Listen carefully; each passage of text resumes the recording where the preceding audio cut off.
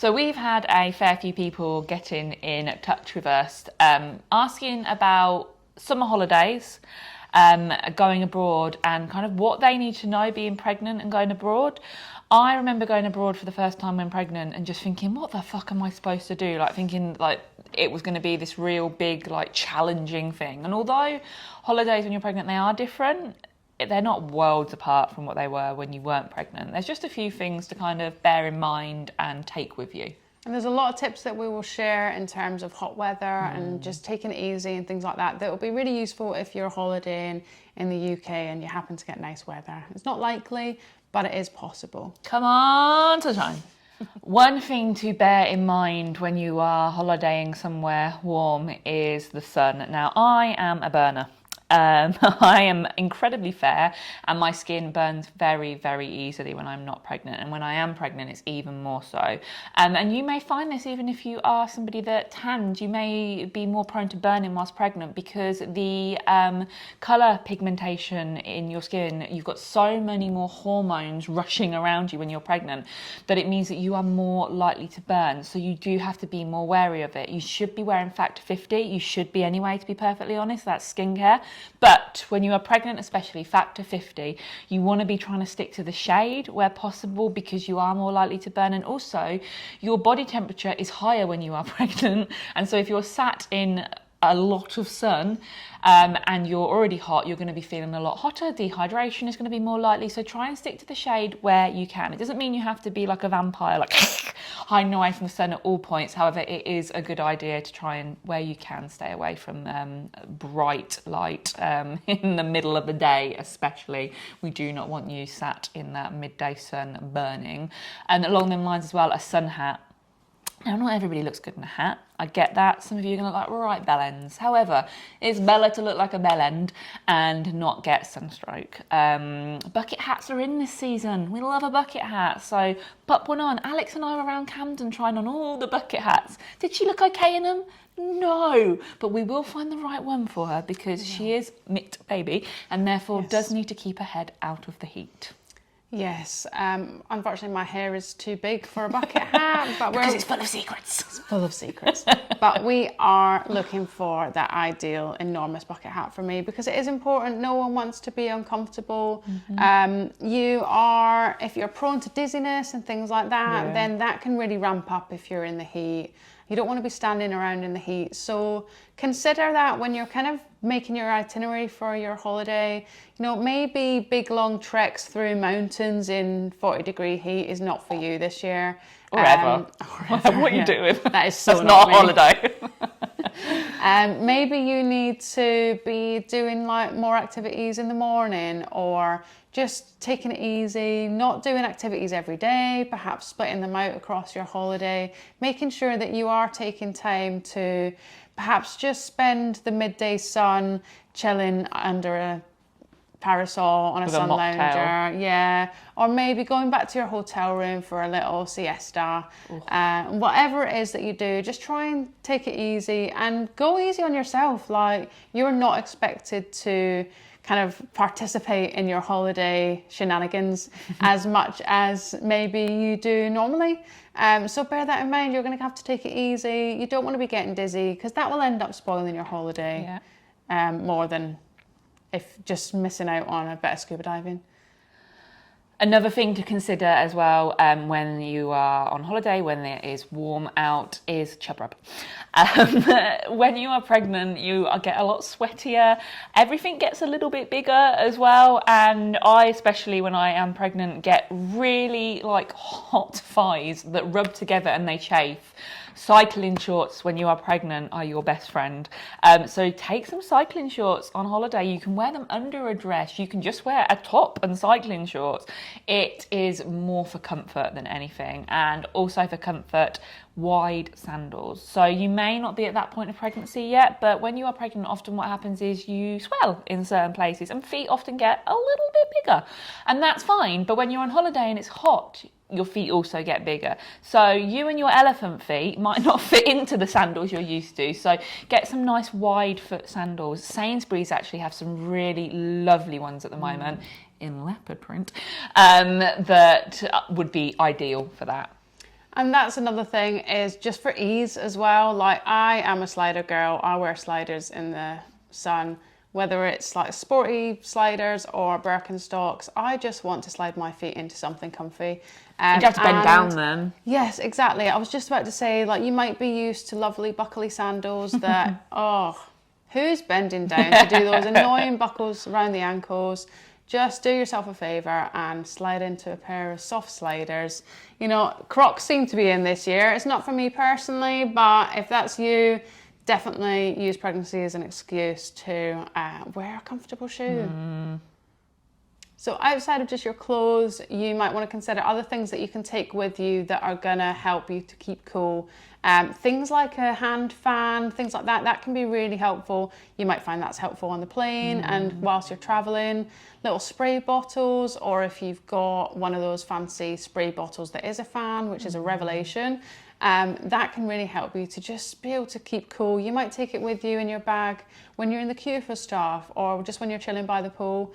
It can really just help you to keep your comfort levels all nice and not be sitting there uncomfortable and overheating. You can also get sprays that are sun lotion as well, so you can be topping up your sun lotion whilst giving yourself a little bit of a spray. Usually they're factor 15 to 20, I believe, so they're not like your main base, but they do work in kind of topping you up a little bit and giving you that same kind of spray feeling. Something else that is well worth taking with you is a pregnancy pillow, if you can. If it can fit in anything, if you're happy to carry it with you. When you're on holiday, the beds aren't always as comfortable as what your bed at home will be. So you expect to not sleep as well, essentially. But unless you're staying at a really fancy hotel, in which case, if you've not got a comfortable bed, I'd be fucking complaining about that. But a pregnancy pillow is really helpful. If you can't take it with you, I'd suggest calling ahead and just saying, hey, can I have an extra few pillows? Because then you can pop it into your bump, you can shove it between your legs and kind of make a bit of a makeshift pregnancy pillow. But definitely extra pillows all the way when you're on holiday. Yeah, if you're used to sleeping all propped up with pillows and things, and then you're expected to spend a week in heat, sleeping in a bed that's not your own and without the comfort of those pillows, then you might really struggle. Another thing that people ask us for our advice on is, what happens if you are to need some sort of maternity care, or perhaps baby is threatening to come early, or for some reason you need to be admitted into hospital whilst you're on holiday. It's really important that you do some prep, some finding out of information before you go on holiday. Things like making sure that you have got insurance that will cover you for if you need to lengthen your stay for any reason. Perhaps you're admitted to hospital. Also, receiving care in a hospital locally. So if your insurance will cover things like that, if that's something that you need to do. It's really important that you find that stuff out beforehand so that you're not either put off going to receive care or landed with a massive bill afterwards, or having to change flights and pay for it yourself. Things like that will just absolutely spoil your holiday. So make sure that you are paying that little bit extra for some insurance that will really help you out should you have any situation come up. And it just means your mind can be at ease then, so that if you have any issue that means you need to seek help, you don't want that to put a dampener on your holiday. So do that prep work, pay that little bit extra and relax. We did used to have a thing in place when we were part of the EU where it would help with that, but fuck you, Boris Brexit. Johnson. Yeah, there we go. That's my view on that. Another thing that you should be taking with you, to be honest with you, whenever you're going a certain length away from your house, is your maternity notes. If you are holidaying in the UK, if you are going to stay with your family an hour or so away, take your maternity notes with you, because that will mean that whatever happens, if you're away and then you go into labour, if you need to go to the hospital, your notes are all there and people are able to look at them to know what is happening in your pregnancy. Now, you'll probably know what's happening in your pregnancy, but there will be things on there that you will read and not understand what they mean. So it is well worth having them with you. In fact, I would say that your insurance is probably only valid if the notes are with you a lot of the time. So do take them with you. Notes are essential for when you are going on holiday. Another essential thing is making sure that you know numbers to call, places to go.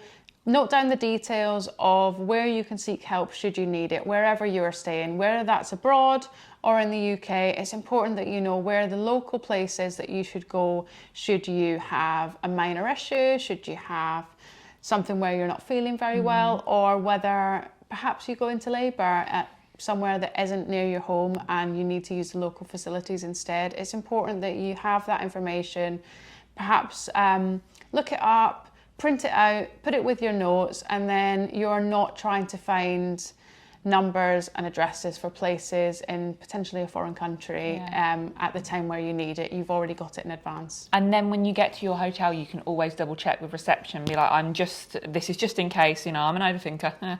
Can I just check this is the local hospital and this is the address for it? And could you get me a taxi number so I've got a taxi address should I need to go somewhere? Like, just double check with them, because obviously they are living there and they will know. So it's always a good thing for that. And something for your own comfort, it's worth checking when you are flying, is where you're sat on the airplane, and also if maybe you can get priority boarding so you're not having to wait around too much. When you are pregnant, obviously you've got bump, and when you are sat in a small space, often bump is needing to sit between the legs almost.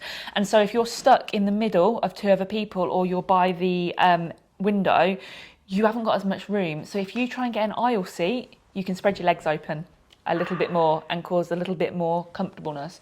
If you are tall like myself, or you might be used to sitting in the seats where you've got an emergency exit, unfortunately when you're pregnant, often they won't let you sit there. So do think in advance about trying to get an aisle seat, because if you are lanky, then that might be one of your only ways of getting some kind of comfort, so you're not sat with your knees under your chin for the whole flight.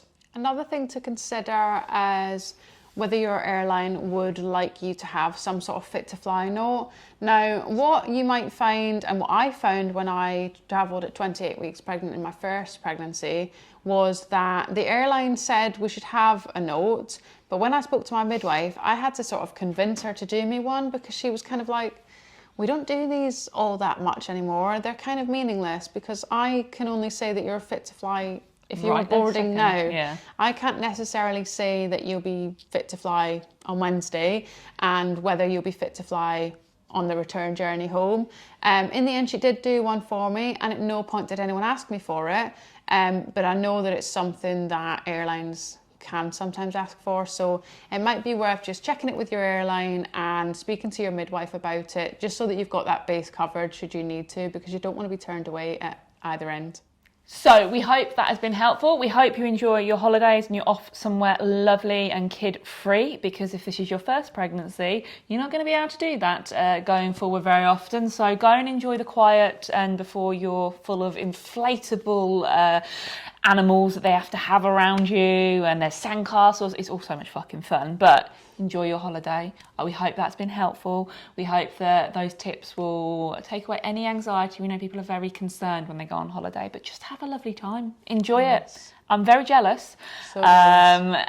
But if you've enjoyed that, if that's been a helpful video, don't forget to like and subscribe. Come and follow us on Instagram at The Birth Uprising, where we share lots and lots of bits. And yeah, we'll see you again soon. Enjoy the sun, motherfuckers. Bye. Bye. This meeting is being recorded. It's a dusty leaf, isn't it? I've got right sweaty tits. Oh my God. Honestly, I swear people, they think, oh, Jalix, fuck me, I'm even doing it now. Alex and Dave are about to record. Let's just pop down there and make some noise. Bashing the cutlery around. Yeah. So, no. It doesn't just really dampen. Hello.